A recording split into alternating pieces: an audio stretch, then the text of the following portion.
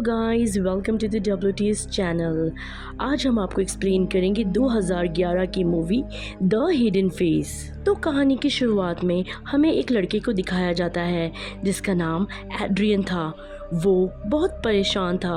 वो ज़मीन पर बेड को टेक लगाकर बैठा हुआ था। दरअसल उससे उसकी वो दोस्त जिससे वो बहुत प्यार करता था वो छोड़कर चली जाती है। उसकी दोस्त ने उसे एक वीडियो मैसेज रिकॉर्ड कर भेजा होता है जिसमें वो बताती है कि मैं और तुम अभी एक साथ नहीं रह सकते। वैसे भी अब हमारे बीच में कुछ भी ठीक नहीं है, इसलिए मैं अब इस रिश्ते को ख़त्म करना चाहती हूँ। अब एड्रियन उसका मैसेज सुन के बहुत ज़्यादा परेशान हो जाता है क्योंकि वो उसे बहुत पसंद करता था और साथ ही वो एक बार में चला जाता है जहाँ पर वो खूब शराब पीता है। उसने इतनी ज़्यादा शराब पी ली थी कि वो अपने होश में भी नहीं था। उसे चला भी नहीं जा रहा था। तभी उसे संभालने के लिए एक बार में काम करने वाली लड़की आती है जिसका नाम फैबियाना होता है। एड्रियन से अपनी गाड़ी भी चलाई नहीं जा रही थी, इसलिए फैबियाना उसे अपने घर ले आती है। सुबह एड्रियन जब उठता है वो बिना फैबियाना से बात करे वहाँ से चला जाता है। ये बात फैबियाना को काफी अजीब लगती है। वो सोचती है, देखो जरा, मैंने रात को इसकी मदद की और इसने मुझे एक थैंक यू यानी शुक्रिया तक नहीं कहा। लेकिन रात को एड्रियन को उसकी गलती का पता चल गया था कि उसे फैबियाना से थैंक यू कहना चाहिए था क्योंकि उसने उसकी मदद की थी। फिर जब शाम में एड्रियन फैबियाना से मिलने जाता है तो जल्दी इनकी दोस्ती हो जाती है क्योंकि वो अकेला भी था और उसे एक दोस्त की जरूरत भी थी। उनकी दोस्ती इतनी गहरी हो गई थी कि फैबियाना जल्दी एड्रियन के घर शिफ्ट हो जाती है। उन दोनों का एक अलग ही रिश्ता शुरू हो गया था। एक दिन सुबह फैबियाना अपने बाथरूम में ब्रश कर रही थी, तभी उसे वॉश बेसिन के अंदर से किसी की आवाज आती है। लेकिन जब वो कान लगा के सुनने की कोशिश करती है तब उसे कुछ भी समझ नहीं आता। और जब फैबियाना नीचे आती है तब वो कुछ पेपर्स को बिखरे हुए देखती है।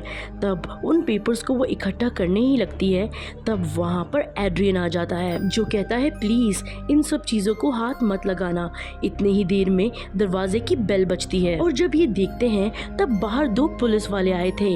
वो एड्रियन की पहली दोस्त के बारे में पूछताछ करने लगे थे जो 2 दिन से गायब है। उन ऑफिसर को एड्रियन पर शक था कि कहीं उसने उसको मारकर घर में कहीं छुपा तो ना दिया हो। लेकिन तभी एड्रियन पुलिस को अपनी दोस्त का वो वीडियो मैसेज दिखाता है जिसमें वो खुद कह रही होती है कि वो उसे छोड़कर जा रही है। ये देखकर वो 2 ऑफिसर्स वहाँ से जाने लगते हैं। लेकिन इन दोनों ऑफिसर्स में से एक ऑफिसर फैबियाना का दोस्त होता है। वो फैबियाना से कहता है, तुम्हें क्या इस आदमी के साथ रहे अच्छा लग रहा है? इसकी दोस्त को गायब हुए सिर्फ 2 ही दिन हुए हैं और तुम्हारी इससे इतनी अच्छी दोस्ती भी हो गई। हालांकि एड्रियन अपनी पहली दोस्त को काफी पसंद भी करता था। तुम इस आदमी से बचकर रहो, मुझे कुछ ठीक नहीं लग रहा। फैबियाना भी ये सब सुनकर सोच में लगी थी। लेकिन फैबियाना के दिल में एक लालच होती है। वो एड्रियन की तरह ही अमीर, हैंडसम, खूबसूरत लड़का चाहती थी जिसके साथ वो रहे और सारी जिंदगी रहे। इसलिए जो भी कुछ भी बोले वो एड्रियन के साथ ही देना चाहती थी। अब ऐसे ही कुछ और दिन गुजर जाते हैं। फैबियाना के साथ घर में कुछ अजीब हरकत होने लगती है। एक दिन जब वो नहा रही थी तब शावर से एकदम से गर्म पानी निकलना शुरू हो गया था जिससे उसका जिस्म भी जल जाता है। और एक दिन जब वो बाथटब में बैठी हुई थी तो तभी पानी वाइब्रेट यानी हिलने लगता है। इससे वो और ज्यादा डर गई थी। उसे ऐसा लग रहा था कि एड्रियन के घर में किसी भूत आत्मा का साया है। ये बात वो एड्रियन को बताती है। लेकिन एड्रियन को इस बात पर यकीन नहीं आता। वो कहता है, ऐसा कुछ नहीं है मेरे घर में। एक दिन फैबियाना को एक चेन में लॉकेट मिलती है। वो उसे पहन लेती है। उसे उस चेन को पहनकर बहुत अच्छा लग रहा था। तभी अचानक घर की लाइट चली जाती है। फैबियाना नीचे से किसी की आहट को महसूस कर रही थी। तभी कोई उस पर हमला कर देता है। थोड़ी देर बाद एड्रियन भी आ जाता है। वो फैबियाना को उठाकर बिठाता है और पानी देता है। अब फैबियाना और भी ज्यादा डरी हुई थी। एड्रियन फैबियाना से कहता है, देखो डरो नहीं, जिसने तुम पर अटैक किया वो कोई इंसान नहीं बल्कि मेरा डॉग था जो यहीं पर रहता है, इसीलिए तुम्हें डरने की जरूरत नहीं है। अगले दिन एड्रियन एड्रियन को पुलिस ऑफिसर की कॉल आती है जो कहते हैं कि हमें एक लाश मिली है और हमें शक है कि वो कहीं तुम्हारी दोस्त तो नहीं है, इसलिए तुम्हें वहां आकर चेक करना चाहिए। और जब भी वो दोनों वहां पर चेक करने जाते हैं तब उसे एक लाश दिखाई जाती है। तब एड्रियन कहता है नहीं, ये मेरे दोस्त की लाश नहीं है। ये देखकर फेबियाना भी थोड़ा नाराज हो गई थी। एड्रियन भी उसके दिल की बात को समझ रहा था। तब एड्रियन कहता है कि देखो, तुम्हें परेशान होने की ज़रूरत नहीं, और अगर ऐसा हुआ भी, अगर मेरी दोस्त जिंदा हुई भी या वापस आ गई तो मैं उसके पास नहीं जाऊंगा। अब मैं पीछे पलटकर नहीं देख सकता। तुम ही अब मेरी जिंदगी में हमेशा रहोगी। ये सुन के फेबियाना बहुत खुश हो गई थी। ये दोनों एक मिरर यानी शीशे के सामने खड़े होते हैं। बाहर से तो वो शीशा था, लेकिन उसके उस पार एक लड़की थी जिसकी बहुत बुरी हालत होती है। वो इन दोनों को देख रही थी। वो बल्कि कोई और नहीं, एड्रियन की वही पहली गर्लफ्रेंड थी जिसको वो बहुत पसंद करता था, जो कई दिन से गायब थी, जिसने एड्रियन को वीडियो मैसेज भी भेजा था कि हमारे बीच में कुछ भी ठीक नहीं है, इसलिए मैं तुम्हें छोड़ के जा रही हूँ। लेकिन वो तो एड्रियन के घर में ही कैद थी। वो शीशे के उस पार एक कमरे में बंद होती है। बाहर से तो वो शीशा नजर आता था, लेकिन अंदर से वो एक कमरा था जहाँ एड्रियन की दोस्त उन्हें देख पा रही थी, लेकिन शीशे के उस पार से फेबियाना और एड्रियन उसे नहीं देख पा रहे थे। अंदर से तो घर की हर एक चीज नजर आएगी, लेकिन बाहर खड़ा इंसान अंदर नहीं देख सकता। एड्रियन की दोस्त की हालत बहुत खराब थी। यहाँ से कहानी फ्लैशबैक में जाती है। आखिर ये लड़की यहाँ पर फंसी कैसे। दिखाया जाता है कि एड्रियन अपनी दोस्त जिसका नाम बेलिन होता है उसके साथ बहुत खुश था। एड्रियन को इस शहर में ऑर्केस्ट्रा जो हाथ के इशारे से म्यूजिक को कंट्रोल करते हैं, एक म्यूजिशियन बैंड में नौकरी मिली थी, इसीलिए वो बेलिन के साथ इस घर में शिफ्ट हुआ। वो दोनों बहुत खुश थे और हंसी खुशी अपनी जिंदगी गुजार रहे थे। एड्रियन की एक बुरी आदत थी कि वो हर लड़कियों से जल्दी फ्री हो जाता था। एक दिन बेलिन उसे एक लड़की के साथ देख लेती है, जिससे उसे उस पर शक होने लगा। एक दिन बेलिन बाहर बैठे चाय पी रही थी, तब उसके पास एक लेडी आकर बैठ जाती है जो उस घर की मालकिन थी जहाँ पर वो दोनों रहा करते थे। बेलिन बहुत दुखी होकर उस लेडी को बताती है, एड्रियन मेरा भरोसा तोड़ देता है, हालांकि मैं उसे बहुत प्यार करती हूँ। मुझे दुख होता है जब मैं उसे किसी और के साथ देखती हूँ। ये सुनकर वो लेडी उसे कहती है कि इसमें परेशान होने की क्या बात है, तुम अपने प्यार को टेस्ट कर सकती हो। चलो मैं तुम्हें एक चीज दिखाती हूँ। वो बेलिन को घर के सबसे बड़े कमरे में लगी अलमारी के पास एक दरवाजे में चाबी लगाकर दरवाजा खोलती है, जिसके पीछे एक खुफिया कमरा था। उस कमरे की हालत अच्छी तो नहीं थी, लेकिन एक आदमी के लिए पूरी सहूलत वहाँ पर मौजूद थी। वो लेडी बताती है कि मेरे हस्बैंड आर्मी में थे, इसलिए उन्होंने अपने लिए ये खुफिया कमरा बनाया। वो लेडी कहती है कि अगर तुम एड्रियन के प्यार को टेस्ट करना चाहती हो तो तुम एड्रियन से अपना रिश्ता तोड़कर इस कमरे में 2 या 3 दिन रह सकती हो। इससे तुम्हें पता भी चल जाएगा कि वो तुम्हें प्यार भी करता है या नहीं, उसे तुम्हारी कितनी परवाह है। बेलिन को ये प्लान बहुत अच्छा लगता है। वो अपने सारे सामान पैक करके एड्रियन के लिए एक वीडियो मैसेज रिकॉर्ड करती है कि मैं तुम्हें छोड़कर जा रही हूँ, और आकर कमरे में खुद को यहाँ पर बंद कर लेती है। लेकिन कुछ देर बाद बेलिन को ये याद आता है कि जिस चाबी से ये दरवाजा खुलता है वो तो बाहर ही रह गई। बेलिन बहुत ज्यादा परेशान हो गई थी। वो जल्दी से फोन करके एड्रियन को सब बताना चाहती थी, लेकिन फोन में सिग्नल्स भी नहीं थे।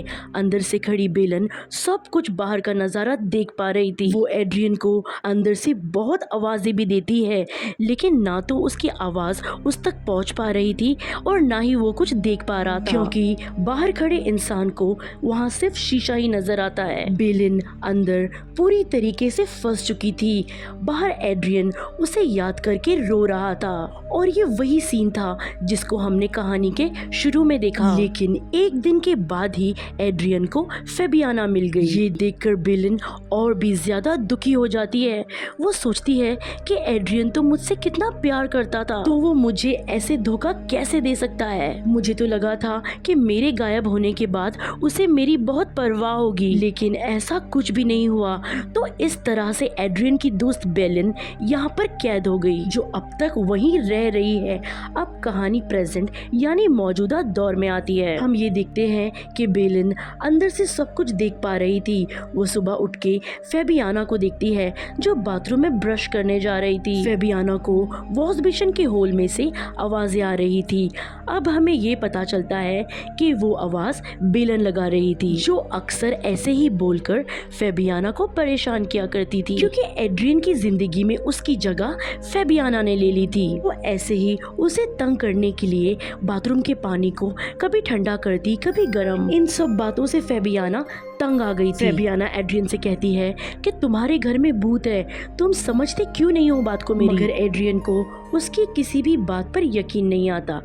एक दिन घर पर फेबियाना जब अकेली होती है, तब फेबियाना वॉश बेसिन में पानी भरकर कहती है कि अच्छा बताओ, कौन हो तुम कोई इंसान हो या कोई भूत हो। तब हम देखते हैं कि पानी वाइब्रेट होने लगता है।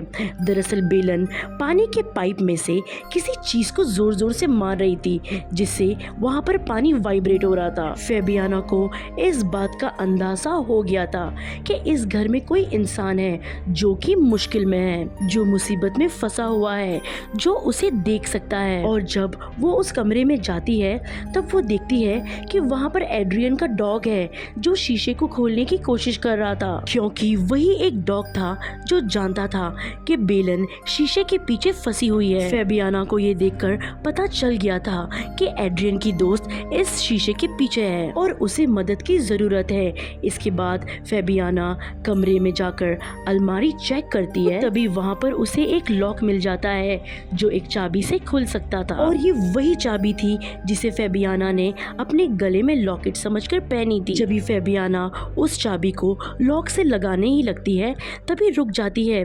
उसके दिल में भरी लालच ने उसे रोक लिया था, क्योंकि ये जानती थी कि एड्रियन जैसा अमीर लड़का अपने पुराने प्यार के आने से इससे दूर हो जाएगा। इसीलिए वो दरवाजा नहीं खोलती और उस कमरे को ही बदल देती है। जब एड्रियन घर आता है, तब वो अपना कमरा बदला हुआ देखकर काफी हैरान भी होता है और थोड़ा बदला बदला भी था। फेबियाना को ऐसा लगता है कि शायद वो अपनी दोस्त की वजह से परेशान है। दूसरे दिन फेबियाना का पुलिस ऑफिसर दोस्त घर पर आता है, जिसने उसे एड्रियन के बारे में पहले भी बताया था कि वो अच्छा इंसान नहीं है। वो आकर फेबियाना को एड्रियन की लड़की के साथ तस्वीरें दिखाता है, जिसे देखकर फेबियाना भी अब समझ गई थी कि एड्रियन अच्छा लड़का नहीं है। वो अब वापस वॉश बेसिन के पास जाकर उसमें पानी भरकर फिर से सवाल करती है कि तुम कौन हो, लेकिन अब कोई भी जवाब नहीं आता। फेबियाना अब डर गई थी, कहीं एड्रियन की दोस्त मर तो नहीं गई, क्योंकि उसे गायब हुए 2 हफ्ते हो गए थे। अब ये आहिस्ता आहिस्ता दरवाजे की तरफ बढ़ती है और चाबी लगाकर उस दरवाजे को खोलती है। तब वो देखती है कि कमरे की बहुत बुरी हालत थी। फिर थोड़ा आगे जाकर वो देखती है कि बेलन वहाँ पर बेहोश पड़ी हुई थी। जब फेबियाना बेलन के पास जाकर उसे जगाने की कोशिश करती है, तब बेलन फेबियाना के सर पर वार कर देती है। फेबियाना वहाँ पर ही बेहोश हो गई थी। बेलन उसे छोड़कर बाहर आ जाती है और वहाँ के दरवाजे को बंद कर देती है। अब बेलन के पास उस दरवाजे की चाबी थी। अब बेलन बाहर आ चुकी है। जैसे पहले बेलन कैद थी, अब फेबियाना कैद है। बेलन अपनी और एड्रियन की एक तस्वीर को उसी शीशे पे चिपका देती है। साथ ही उसने उस चाबी को भी वहीं बेड पर रख दिया था। अब जब एड्रियन घर पर आता है, तब उसका डॉग उसे बेड पर रखी चाबी देता है, शीशे पे भी देखता है और एड्रियन वहाँ शीशे पे लगी उसकी और बेलन की तस्वीर भी देखता है। फेबियाना उस शीशे के पीछे कैद थी, जहाँ पर पहले बेलन कैद थी। फेबियाना की लालच ने उसे फंसा दिया उस इंसान के पीछे जिसने किसी की भी कदर ना की। एड्रियन यहाँ पर परेशान दिखता है। वो सोचता है कि अभी फेबियाना भी गायब हो गई है। अब पुलिस वापस उस पर ही शक करेगी और इस बार शायद उसे पकड़कर भी ले जाए। क्या एड्रियन को ये पता चल पाएगा कि फेबियाना उस शीशे के पीछे कैद है? इसी सस्पेंस को दिखाते हुए हमारी इस फिल्म की कहानी यहीं पर खत्म हो जाती है। कहानी पसंद आए तो लाइक, शेयर और कमेंट कीजिएगा। Thanks for watching.